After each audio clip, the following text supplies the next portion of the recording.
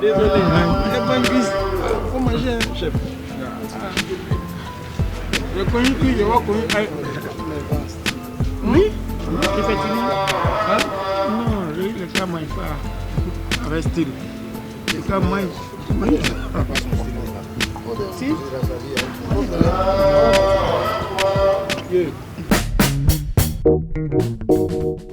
On est en zone 4 à Abidjan. On est avec le grand humoriste talentueux, magnifique. Donc avec lui, on parle un peu de si vous voulez, l'émergence de l'humour en Côte d'Ivoire, en Afrique aussi, parce qu'il faut dire que l'humour même prend son essence même ici, en Côte d'Ivoire. Comme ils le disent, hein, c'est la capitale du riz. Alors, bonsoir magnifique. Bonsoir. Hey, j'ai mon micro. J'ai cru que c'était le micro. Bonsoir, merci beaucoup. Voilà.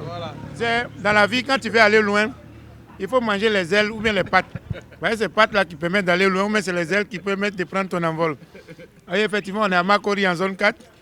Vous êtes venu me surprendre. Vous êtes en train de manger mon aloco avec les pâtes de poulet. Les gars, venez en manger, hein. Je vous invite. Donc, alors, moi j'ai envie de savoir quelque chose, hein, parce que Magnifique, c'est une grosse ascension. On va dire quelqu'un qui est sorti de nulle part, qui aujourd'hui est dans le top 5 des meilleurs humoristes d'Afrique. Même si c'est vrai qu'on lui a posé la question 1000 fois, comment Magnifique a fait? Non, c'est le travail, aimer ce qu'on fait, et puis toujours faire des recherches, et puis rester simple, sans façon, humble, la discipline, le respect, parce que le talent seul ne suffit pas. Et puis bon, aimer ce qu'on fait profondément, c'est tout. Il n'y a pas de secret, respecter, rester en prière, surtout Dieu. Voilà. Alors, je remarque que dans tes comédies, il y a beaucoup de poésie, il y a beaucoup de lyrique. Oui. Donc ça veut dire que c'est un travail de recherche, tu es dans ton dictionnaire, tu fouilles, comment ça se passe? Ouais, effectivement, il y a un travail de préparation en amont, il y a un travail de recherche qui s'est fait. Et bon, même quand on le dit dans les plus belles expressions, les plus bonnes improvisations sont celles qui sont préparées auparavant. Voilà, l'humour, c'est les recherches. Il est plus facile de faire pleurer quelqu'un que de le faire rire. Donc pour faire rire quelqu'un, il faut rechercher, il faut analyser, il faut beaucoup penser, il faut créer. Donc je prends un peu les situations de vie et puis je les analyse et puis je les rends de façon comique, de telle sorte que les gens qui m'écoutent se retrouvent là-dedans. Quand on trouve par exemple un dragueur intellectuel, il emploie tout ce qu'il faut comme mot, comme vocabulaire. Et quand on prend un dragueur de la rue, du ghetto, voilà, lui, sa manière de vivre, sa manière d'être, voilà, c'est ce que j'essaie de traduire un peu. Mais Magnifique, il essaie de parler un peu de tout aussi dans ce qu'il fait. Alors, donc on a l'alcodrome, hein, le temps de lui laisser prendre au moins 2 coups encore avant de continuer l'interview. Moi, ce que j'ai envie de savoir, Magnifique, est-ce qu'il y a eu des fois où tu as fait des scènes, tu as fait des stand-up, tu as fait des one-man show, et puis tu es sorti, tu t'es dit non, aujourd'hui là, j'ai pas déjà full. Bon, en tout cas pour le moment, c'est pas encore arrivé, mais des fois je me remets en cause. Souvent quand je regarde mes prestations, les gens ne savent pas, les gens aiment, mais j'ai dit que peut-être j'aurais pu faire mieux. Ou bien, quand moi-même je suis fatigué, quand même j'essaie, mais on fait très attention dans le mouvement parce que une fois tu sors, il faut choisir un humour. Quand tu sors, soit tu rates, soit tu cafoules, comme on le dit. Voilà, mais non, fais pas rire, non. Je n'ai pas encore rencontré et j'ai prié Dieu pour que ça m'en épargne déjà. Parce que si c'était dans les débuts, au début, il y a des erreurs qu'on commettait, mais au fur et à mesure qu'on côtoie les grands frères, qu'on côtoie les scènes, qu'on soit encore face plus grand public, voilà, on s'améliore. Tu fais des exercices de diction parce que ton niveau d'expression, il est très très bon. Moi, je ne vais pas te demander, tu as fait école, tu es arrivé... Non, ce n'est pas mon problème ça. Mais est-ce que tu fais des coups de diction parfois? Des cours de diction, pas particulièrement, mais je les ai déjà eus quand je côtoyais des grands frères comme Adaman Daiko, quand il faisait son festival d'humour.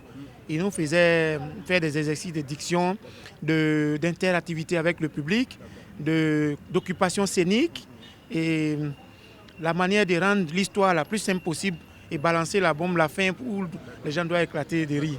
Voilà. Ok. Bon, moi je vais commander mon plat. Yo. Voilà, donc à loco 200 avec Voilà, avec pas de poulet. bon ou bien, Oui, voilà. ou bien cuisse. Non, faut prendre les ailes. Ah, Tu les vas ailes. aller Hein. loin. Ouais, Ta carrière, je vais voler. tu l'envoles. D'accord. Bon, c'est magnifique qu'il m'a conseillé. Il n'y a pas de problème. Alors, c'est quoi ton plus gros record en matière de spectacle depuis que toi tu as commencé? Ton plus gros record? Ça, c'est une question, hein? C'est une colle. On a de plus grandes audiences. Souvent, on joue avec d'autres personnes. On joue sur des scènes où on est 4, 5, où il y a 5 000, 6 000 personnes, 7 000 personnes dans les salles. Ça, pour moi, ce n'est pas un record. Le record, c'est quand toi, tu es seul et que tu fais le plein de la salle. Par exemple, quand j'ai fait mon premier one-man show, les gens sont venus pour moi seuls. Voilà. Et aussi, j'ai joué en Russie, à Moscou. J'étais l'un des premiers humoristes africains à jouer en Russie. Voilà, donc les gens sont venus. C'est des moments qui m'ont vraiment marqué particulièrement. Alors, il y a une nouvelle génération d'humoristes qui a émergé. Ramatoulaye, Aga Lawal, ben voilà. Aujourd'hui, qu'est-ce que tu conseilles à ces capitales-là, à ces pays-là, dont les humoristes ont du mal aussi à faire décoller ce domaine? Bon, en fait, c'est de passer un message aux autorités, aux mécènes, aux organisateurs des spectacles, aux producteurs, de donner un coup de main à ces jeunes-là. Parce que à travers l'humour, déjà, en Afrique, on travaille trop, on a des problèmes, on est stressé, on est vraiment en difficulté. Donc, apporter le rire, le sourire aux gens, les soulager, ça résout beaucoup de problèmes dans la société. Mais pour y arriver, il faut aussi être soutenu, accompagné. Donc s'il y a des organisateurs, il y a des gens qui sont bien pour les former ou bien pour les aider à se perfectionner quelque part dans l'art qu'ils ont choisi, qui est l'humour, ça va beaucoup les accompagner. Moi j'ai eu la chance, je n'ai pas fait une école d'humour. Ma chance c'est d'avoir des aînés, des devanciers comme Adaman Daiko, comme Zongo Tao, comme Koro Abou, qui nous ont beaucoup encadrés, qui nous ont quand même situés dans leur festival. Ils nous ont forgés et puis, à force de les regarder, ça nous a donné envie et on s'est amélioré. Donc, aider les jeunes à Conakry, en Guinée, aider les jeunes. Hein, ils ont beaucoup d'idées, ils ont beaucoup de projets, ils ont beaucoup de créations, mais beaucoup de talents surtout. C'est un peu de moyens qui manquent, aidez-les, ils vont émerger et puis j'ai confiance en eux. Je salue d'ailleurs mon ami Mamadou Tog et salue mon vieux père Sobailo. On est ensemble. Alors, le public guinéen t'aime beaucoup. Oui. Tu es parti 1, 2, 3 plusieurs fois en Guinée. Oui. C'est quoi tes émotions par rapport au public guinéen? Quand je suis parti en Guinée, au début, je me disais que est-ce qu'ils vont comprendre mon accent? Et quand je suis arrivé à Conakry, quand on m'a dit, mais c'est le Moribano, j'ai dit non, mais c'est pas possible. Non, je voulais saluer le public de Conakry, ils sont un choc vraiment intéressant. C'est pas pour blaguer ou pour rigoler, mais j'ai été vraiment épaté par mes rencontres, les échanges, les séances photos, le spectacle qu'on a fait, l'accueil chaleureux, l'ambiance, la sympathie, l'hospitalité. J'ai aimé les soirées, les déplacements, la nourriture, surtout les... attends, il ne faut pas dire le nom. Hein. Là. On appelle ça... Attends. Si tu as dit le nom, là, notre parole va venir. C'est du mâchoiron piqué, mâchoiron avec sauce là. Et puis il y a huile rouge dedans. Ça commence par... Oui, concoué. C'est concoué. Voilà. Votre concoué là, moi j'ai apporté ça à Abidjan ici. Non, c'était vraiment la gastronomie, l'ambiance. Voilà, à Bambeto, je suis parti un peu à Amdalaï, j'étais à Pam Kamayen, j'étais un peu dans les secteurs, mais vraiment, ça m'a marqué quand même. Voilà, même si on ne fait pas de publicité ici, hein. Pam Kamayen, il n'y a pas de souci. Alors, magnifique, moi j'ai envie de savoir un truc. Est-ce que un comédien aujourd'hui qui vit à temps plein, vit bien, vit de son art, arrive à se prendre en charge, arrive à supporter, s'habiller, voyager, rouler dans de grosses voitures? Est-ce qu'on vit de son art quand on est dans ce métier? Bon, c'est compliqué. C'est mi-figue, mi-raisin. Malheureusement, en Afrique, on a trop de problèmes. On a trop de problèmes. Sinon, en temps normal, un comédien en Europe et en Afrique maghrébine, ils ont plus de moyens dans la culture, vraiment. Mais en Afrique subsaharienne, là où on est, en Afrique de l'Ouest, dans nos secteurs ici, c'est souvent un peu compliqué pour les artistes, que ce soit des chanteurs, que ce soit des humoristes, c'est pas facile. Il y a la piraterie de nos œuvres qui déjà nous tue. On a beaucoup de peine à avoir des producteurs, on se débrouille nous-mêmes. Et puis la population, elle aime ce que tu fais, mais elle ne peut pas payer le cachet que tu mérites. Si elle avait les moyens, elle l'aurait fait, mais elle n'a pas les moyens. Le gars, il a son enfant qui aime ton affaire, ou bien sa femme aime bien ton affaire. Il veut faire plaisir à sa femme à son anniversaire, mais il n'a pas le cachet que tu dis. Et tu sais que c'est la réalité, il ne ment pas. Donc, il faut que tu viennes l'aider, alors que tu as des factures. Oui, c'est le social que nous on fait. Donc ça fait qu'on ne peut pas aussi avoir tous ces moyens dont vous parlez, à moins que des personnes de bonne volonté puissent vous donner un coup de main. Voilà. Mais il y a quand même des artistes qui ont du mal à gérer leur carrière, parce que le développement de carrière, on voit beaucoup de succès, et puis à un moment donné, la maladie, ils meurent sans soutien de l'État, beaucoup meurent sans soutien. Mais c'est ce qui est dit là, ce qui est dit tout à l'heure là. Tant qu'on n'est pas structuré, on ne nous aide pas, on ne peut pas avancer. Pourquoi? Parce que tous nos devanciers qui sont morts dans la misère, dans la galère, quand même, un peut être inconscient, deux inconscients, trois inconscients. Mais tout le monde inconscient sur une ligne comme ça, il y a un problème. En Côte d'Ivoire, par exemple, aujourd'hui, on dit on ne fume pas dans les espaces publics. Dans un maquis, quand quelqu'un veut fumer, il se lève. Mais quand il oublie, le propriétaire le réveille. Mon frère, on ne fume pas ici. Aujourd'hui, on dit, par exemple, on ne téléphone pas au volant. On a des policiers qui sont sur moto, qui sillonnent au feu dans les embouteillages pour voir qui est au volant. Mais pourquoi on ne dit pas qu'on arrête de vendre CD piratés? Pourquoi on ne dit pas arrêter de vendre CD piratés? Ok, c'est de ça que les artistes vivent. Quand on dit en Europe, Magic System fait 10 d'or, c'est CD stickers vendus. Et c'est de ça les gars vivent. C'est pourquoi ils sont riches, ils organisent des festivals. Ici, tu ne vends même pas CD. Après, il faut raison, quand tu organises ton spectacle encore, on te demande pardon de donner ticket. On veut t'inviter encore dans le spectacle pour avoir un peu d'argent. Ils n'ont pas l'argent, ils pleurent, ils te demandent pardon, viens jouer. On va enlever l'argent là où? C'est compliqué.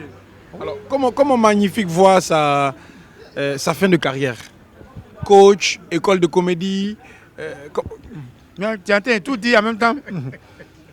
C'est comme les footballeurs, quand ils jouent là, à la fin de sa carrière, il devient entraîneur, il devient consultant télé, il devient agent des joueurs, ou bien il devient directeur ou même président du club. C'est la même chose. Humoriste, fin de carrière, je suis chanteur aussi quelque part, studio d'enregistrement, espace de spectacle, salle de spectacle, de répétition, promoteur, organisateur de spectacles d'humour, producteur, détecteur de jeunes talents. Tout ça, ça fait partie de mes projets. Donc, on met tout dans les mains de Dieu et on travaille pour y arriver avec la santé. Mais l'humour, là, c'est pas facile, c'est pas comme la chanson. Un chanteur, là, Serge Beno, quand il fait Kouman Lébé à Abidjan, c'est Kouman Lébé à Conakry, à Dakar, à Bamako, c'est Kouman Lébé. Mais un humoriste, il fait une blague ici à Abidjan. Ils ont déjà ça sur les réseaux sociaux à Conakry. Quand il vient encore, il fait les mêmes blagues. Ils vont dire, oh, le monsieur là même. Il fait les mêmes choses chaque jour. Donc chaque jour, on doit chercher, on doit créer, on doit innover, on doit inventer pour vous faire plaisir. Donc on est ensemble, mais on a confiance en vous. Vous aussi, aidez-nous, ne payez plus les CD piratés. Quelqu'un que tu aimes, tu ne veux pas qu'il mange. Et s'il est faible, comment il va faire pour te faire rire avec ses mâchoires quand ça sort sur le podium? Mais c'est Espace TV que vous regardez comme ça pour vous enjailler avec le commandant Moriba. Si tu ne ris pas une journée sans rire, c'est une journée gâchée. Il faut rire parce que tu ne ris pas, tu vas mourir, tu ris, tu vas mourir. Donc, ris en même temps en mourant. Voilà. Donc, c'est pour passer un message à tous mes amis, à tous mes frères à Conakry. Je vous adore, je vous aime. Je viens là-bas bientôt. On fera des grandes choses, on va s'amuser. Moi, je suis en train de préparer mon One Man Show ici. Et fasse Dieu que vous soyez toujours dans la santé, nous soyons dans la santé. Et que Dieu nous garde, Inch'Allah. Je viendrai là-bas. On va beaucoup s'amuser. Sidi et puis éléphant, c'est pas même éléphant là. C'est Sili ou bien c'est Sidi? Sili national. Et quand la Guinée, ils ont joué, on a fait nul avec la Côte d'Ivoire là. On a eu chaud, non? C'est pour dire qu'il n'y a plus de petits clubs. Vous là, vous commencez à nous inquiéter maintenant dans le ballon. Mais on est ensemble les gars. En tout cas, merci d'être venus. Voilà votre loco là. Merci. Avec pas de poulet. On va terminer ça tout de suite. Là-bas, vous allez me donner concours. Voilà, le plus guinéen des Ivoiriens, commandant Moriba, en tout cas, que vous allez découvrir très prochainement du côté de la Guinée-Conakry. La Guinée, c'est son pays aussi, autant que la Côte d'Ivoire. Quand la Guinée a mal, ben, il a aussi mal. Quand la Côte d'Ivoire a mal, il a aussi mal. C'est aussi ça, un humoriste panafricain. Il n'appartient plus à la Côte d'Ivoire, il appartient à toute l'Afrique et c'est quelqu'un qu'il faut encourager dans son combat qu'il est en train de mener, à moderniser, à développer, à renforcer aussi ce métier-là qui aujourd'hui est une santé pour beaucoup de malades qui arrivent même à réveiller même les morts, pour le dire ainsi. On vous dit merci, c'est Al Soirée depuis Conakry, pardon, depuis Abidjan, en zone 4 dans Instant Pause. Alpha était à la réalisation. Moi, je termine mes allocaux. Merci beaucoup, au revoir.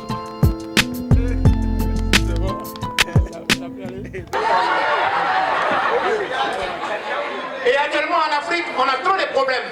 Quand vous organisez ces genres de soirées, ça nous libère un peu. Ils sont trop et puis ils parlent des élections. Le Français dit, ben en France, quand on vote le matin, le soir, on a déjà les résultats.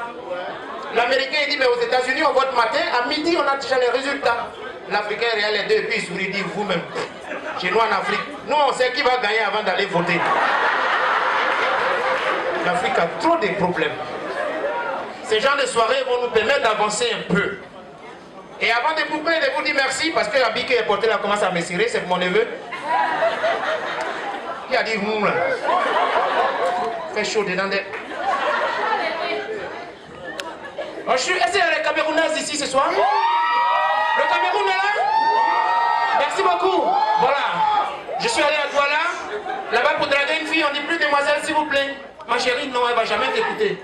Tu la laisses, tu causes avec ton ami Go. Tu sais, on nous a payé hier l'argent là. Tu n'as même pas fini, elle va venir. Qui ils ont payé ici là? Applaudissez pour les Camerounaises. Est-ce que ce soir le Burkina Faso est présent? Est-ce que le Mali est là? Le Mali, collègue de Côte d'Ivoire. Vous savez, la Côte d'Ivoire, c'est le carrefour de la culture aussi. Hein. Et puis en Afrique, il y a la solidarité. Souvent, tout ce qu'on fait en Côte d'Ivoire, ça déteint sur le reste de l'Afrique. Par exemple, on n'a même pas fini notre guerre, Mali a pris dans notre main. Applaudissez pour le Mali. Merci pour votre solidarité.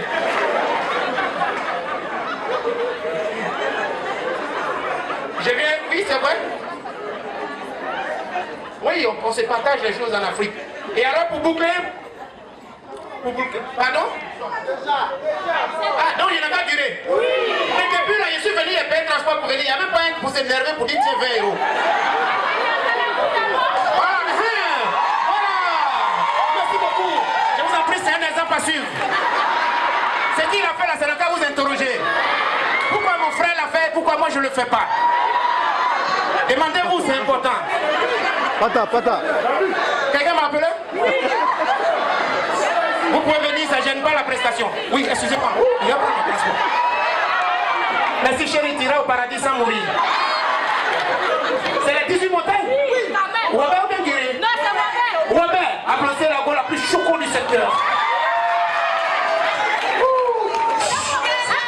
Un petit à la cour? Oui, bébé, s'il te plaît.